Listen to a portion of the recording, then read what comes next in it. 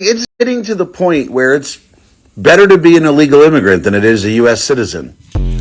So Dr. Claud Anderson, we discussed him a little bit ago, and Dr. Claud Anderson has written a gang of books and has done a lot of interviews and workshops about the plight of Black America.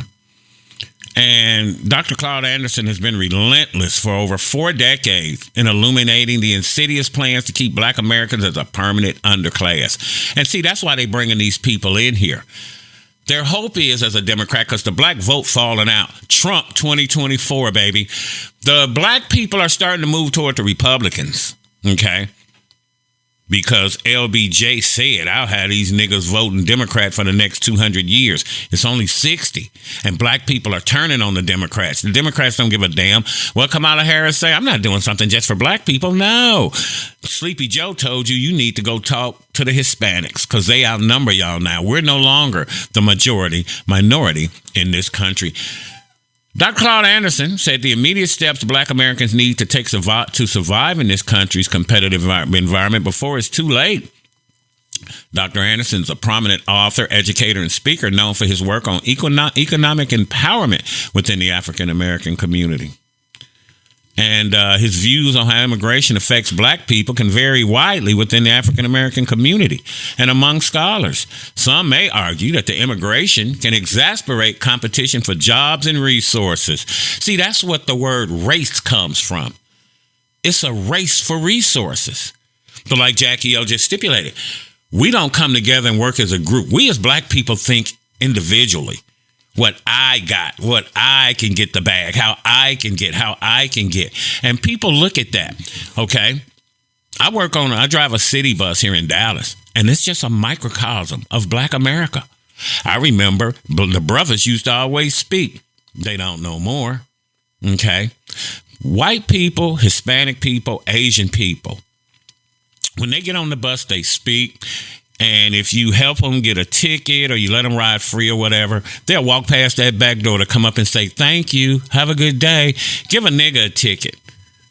Cut a nigga some slack. Let him ride free. He'll sit right there by you. As soon as you get to his destination, he jump up and go out the back door. No thank you, no good looking out. Just a microcosm of how we are as black people in America. And other people look at that. So by the time a Latino or a white person or an Asian person gets on the bus and they don't have their fare, which they always do, and normally as a rule, then you're more apt to want to help them.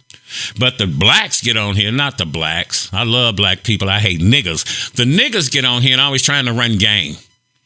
So by the time the third, fourth, fifth nigga done tried to run game, do you trust the next one that got on the bus? No, you don't.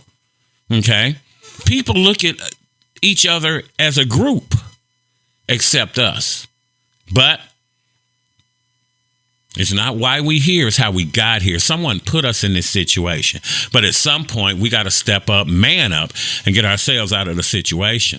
Okay, now, again, race means competition for jobs and resources. Others may emphasize the contributions immigrants make to society and the economy, as well as the common struggle faced by marginalized groups. Check this out. You mentioned that blacks will be pretty much a permanent underclass in America by the year 2015. Why the year 2015? 2015 because what I've concluded from analysis is that there are going to be a converging of social factors nationally and internationally that's going to place blacks in a permanent status of underclassship.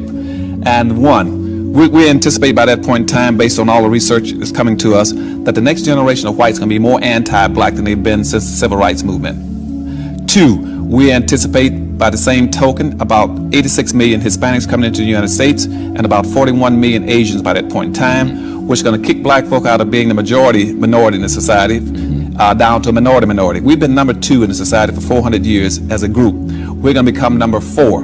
And if we have not gotten anything after being number 2 for 400 years, you guess what's going to happen when we become number 4.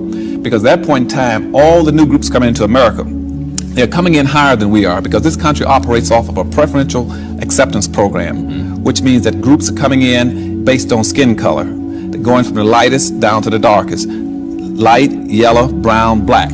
And that's what our immigration laws are based on. And black folk will not be able to penetrate through those groups to get to the white white society when that happens, because those groups owe us nothing. They don't understand our problems, and they are competitive with us, and we don't begin to be a little more aggressive about being in a competitive posture, they're going to eat our lunch. So in his works, Dr. Anderson has often highlighted the importance of economic empowerment and self-sufficiency. We had that with Black Wall Street and whatnot. We had our own. Do you know? Here's a story I heard. Well, do you have an input on that before I continue? Well, yeah. As far as the migrant situation and working and all of that, well, even it's so many of them that needs to be processed now, because part of the process is they have to have a court date. They have to go to court in order to be given the permits to work. Yeah. But they're so backlogged that their court dates are 2 and 3 years down the line. 2026, 2028. You ain't going to see these people. So that means that in the meantime, the United States is going to be the taxpayers that's going to be subsidizing and taking care of these people until they're able to take care of themselves. We're doing it now. Money to Ukraine, money to Israel, money to South Africa, money for the immigrants. And it just goes on and on and on. Now, the self-sufficiency thing, I heard tell that the people of Oklahoma didn't burn down Black Wall Street. It was the whites who came here from Mississippi and Alabama and places like that to work in the oil industry back then. Oil was booming in Oklahoma, so they needed workers, and these people came in. And as they looked around, they said, how these niggas living better than I am? Because back then, the Indians, the white people, and the black people lived in harmony in Tulsa, Oklahoma. No one bothered anybody. But it was after these people came from somewhere else, these rednecks and white folks, and start seeing how these black people was flourishing and living. And they weren't living like that.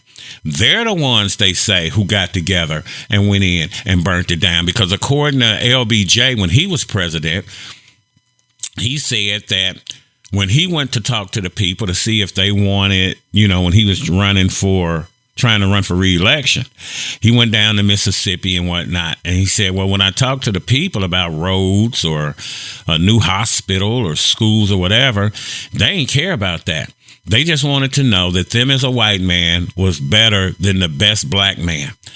And LBJ said, you can just stick your hand in their pocket. He said, but if you give them somebody to look down on, they'll empty their pockets for you. And that's their thing. White people don't want black people doing as well as they're doing. They damn sure don't want you doing better than they're doing. And he said that's where that comes from. Them people who came from somewhere else came in there and burnt down Tulsa and Black Wall Street and whatnot. But the government never did anything, The government never did anything. So truly sad state of affairs. In his works, Dr. Anderson often highlights the importance of economic empowerment and self-sufficiency for African Americans. He advocates for policies and strategies aimed at creating and maintaining economic opportunities within the community. And, again, it's access to he said about the discussions about immigration, he said, may intersect with broader conversations about economic inequality, access to resources, and systemic barriers. Check this out. It took me a while to recognize the pattern in U.S. history of the United States recruiting immigrants to come and do work that they didn't want to pay black people to do.